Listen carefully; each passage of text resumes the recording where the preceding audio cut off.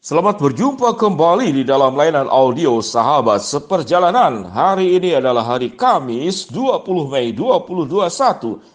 Tema renungan dan saat teduh kita dengan judul Terpuruk bukan terburuk. Terpuruk itu pakai P, bukan terburuk itu pakai B. Firman Tuhan terambil dalam Mazmur 37 ayat 23 sampai dengan ke-24. Demikian bunyi firman Tuhan. Tuhan menetapkan langkah-langkah orang yang hidupnya berkenan kepadanya. Apabila ia jatuh, tak sampai tergeletak, sebab Tuhan menopang tangannya. Mari kita berdoa. Bapa yang di dalam sorga, kehidupan ini seperti roda berputar, bisa mengalami keberhasilan, bisa mengalami kegagalan. Kadang kami sehat walafiat, namun terkadang kami diperhadapkan kepada sakit penyakit. Kadang kami menerima cinta, penerimaan, penghargaan, namun terkadang kami juga mengalami penolakan dan dirugikan. Biarlah ya Tuhan kami boleh belajar sebuah pemahaman bahwa tatkala kami terpuruk, itu bukan berarti terburuk. Di dalam nama Tuhan Yesus kami berdoa, amin. Shalom sahabat seperjalanan yang dikasihi Tuhan. Tema yang sangat menarik. Terpuruk bukan terburuk. Terpuruk pakai P, terburuk pakai B. Terpuruk bukan terburuk. Banyak sahabat seperjalanan berpikir kalau saya terpuruk berarti hidup ini sudah buruk dan sangat buruk dan sudah terburuk. Kurang lebih seperti demikian. Mengapa demikian? Sesungguhnya itu berawal pada dasarnya itu sikap-sikap mentalitas yang pesimis, yang mudah putus asa berangkat daripada pola asuh yang diajarkan di dalam keluarga. Kita mengetahui bahwa setiap orang tua tatkala mengajar dan mendidik anak-anaknya di dalam pola asuh itu mengajarkan tentang bagaimana berhasil, bagaimana harus sukses, bagaimana harus maju, bagaimana hidup itu sehat. Yang diajarkan itu bagaimana terampil untuk menghadapi sebuah keberhasilan. Jadi itu yang terampil yang diajarkan. Jadi bagaimana anak punya nilai yang baik, bagaimana anak bisa berprestasi. Kalau bisa masih 6 tahun, masih 7 tahun, bisa menguasai 5 bahasa. Jadi artinya yang diajarkan itu bagaimana menjadi orang yang berhasil. Bagaimana menghadapi keberhasilan. Namun tidak pernah diajarkan bagaimana menghadapi kegagalan. Bagaimana menghadapi penolakan. Bagaimana menghadapi sakit hati. Bagaimana menghadapi kerugian. Bagaimana menghadapi sesuatu yang tidak ideal yang bisa terjadi di dalam setiap kehidupan kita semua. Sehingga tatkala orang mengalami keberhasilan, dia menjadi begitu bahagia, dia begitu bersuka cita. Namun tatkala mengalami kegagalan karena tidak pernah dilatih, bagaimana terampil menghadapi kegagalan, bagaimana terampil menghadapi hal-hal yang buruk, bagaimana menghadapi keterpurukan, tidak pernah dilatih. Anak tidak pernah dilatih. Tatkala anak pulang dapat nilai bagus, wah dipuji luar biasa. Namun tatkala dapat nilai buruk, pernahkah dilatih? Tidak. Kenapa tidak lebih baik? Kenapa bisa lebih tinggi? Itu namanya bukan dilatih untuk terampil menghadapi kegagalan, namun sedang dikoreksi, sedang dinilai. Tatkala anak-anak tumbuh dengan penilaian yang bersyarat, kalau gagal diterima, kalau berhasil diterima, kalau gagal itu tidak diterima, kalau gagal itu dikoreksi, kalau gagal itu dikritik, kalau gagal itu dievaluasi, kalau gagal itu berarti ditolak. Itulah perasaan yang timbul di dalam setiap orang, sehingga tidak setiap orang punya keterampilan bagaimana menghadapi keterpurukan. Bagaimana Tuhan berkata apabila ia jatuh tak sampai tergeletak sebab Tuhan menopang tangannya. Ini adalah ayat firman Tuhan yang luar biasa, bahwa Allah menerima tatkala kita berhasil, Allah mensyukuri, Allah bahagia tatkala kita terpuruk. Namun kita punya sebuah keberhasilan, bagaimana berhasil menghadapi kegagalan.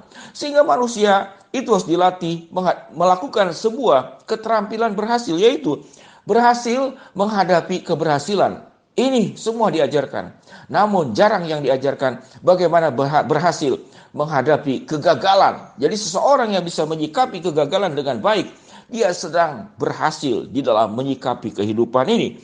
Sahabat seperjalanan yang dikasihi Tuhan, terpuruk di dalam bahasa Sunda itu sangat menarik. Ada namanya itu atau jatuh. Itu tikusruk. Tikusruk itu berarti jatuhnya itu kepala duluan, seperti orang yang melewati pasir. Nah, itu tikusruk. Ada namanya tikosewat. Tikosewat itu tersandung. Ada namanya tigebrus. Itu artinya jatuh masuk lubang.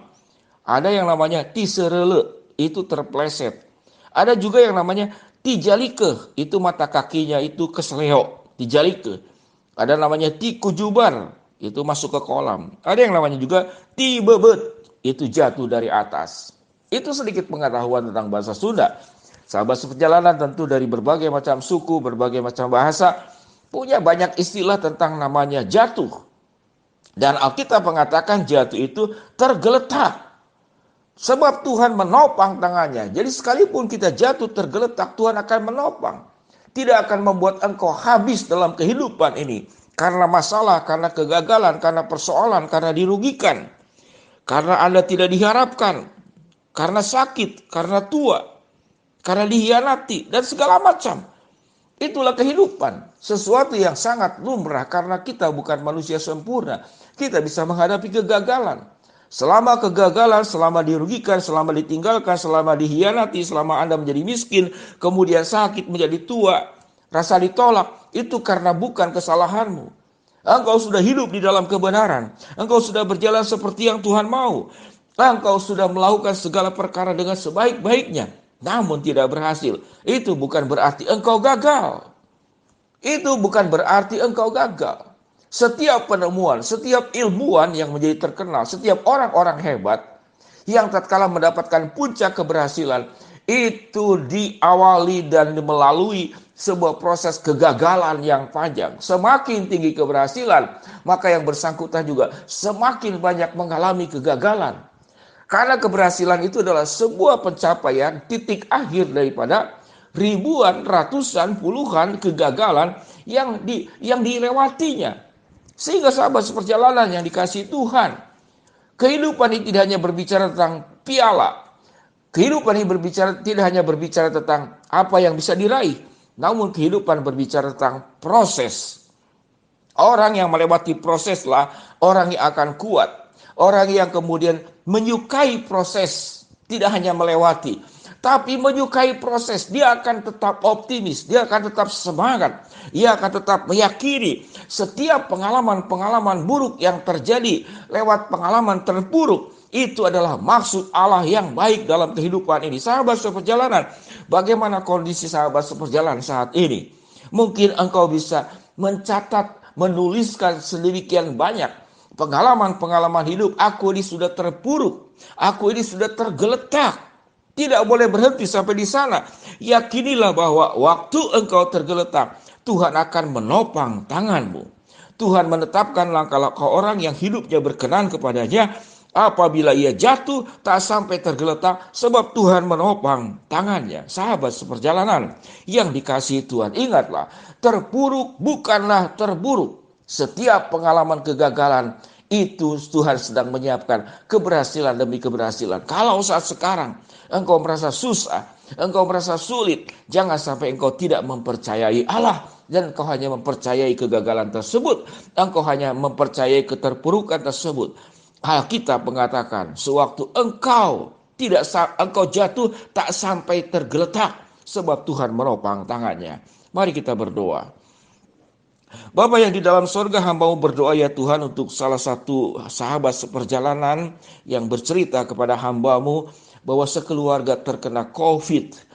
Biarlah ya Tuhan, kami menyerahkan keluarga ini di dalam jamahan dan perlindungan tangan Tuhan, boleh menyembuhkan dan memulihkan. Hamba-Mu juga berdoa untuk salah seorang anak remaja putri yang sudah bekerja lepas SMA namun tidak bisa, yang sekarang berjuang untuk sambil bekerja dan juga sambil kuliah, dan terkena COVID beberapa waktu yang lalu dan saat sekarang sudah sembuh total. Kami bersyukur ya Tuhan, Engkau terus jagai anak remaja ini ya Tuhan. Engkau tetap pelihara hidupnya dan keluarganya. Berdoa untuk sahabat seperjalanan yang sedang mencari pekerjaan. Tuhan juga akan berkati dan membukakan jalan. Pada akhirnya, hamba-Mu berdoa untuk semua sahabat seperjalanan dengan berbagai macam pengalaman keterpurukan yang terjadi. Kami diingatkan bahwa Tuhan akan menopang tangan kami dan tidak membiarkan kami sampai tergeletak. Di dalam nama Tuhan Yesus kami berdoa. Amin. Shalom sahabat seperjalanan yang dikasihi Tuhan. Ingat, waktu engkau terpuruk itu bukan terburuk. Karena sewaktu engkau jatuh tak sampai tergeletak, Tuhan yang menopang tanganmu. Shalom. Tuhan memberkati kita semua. Amin.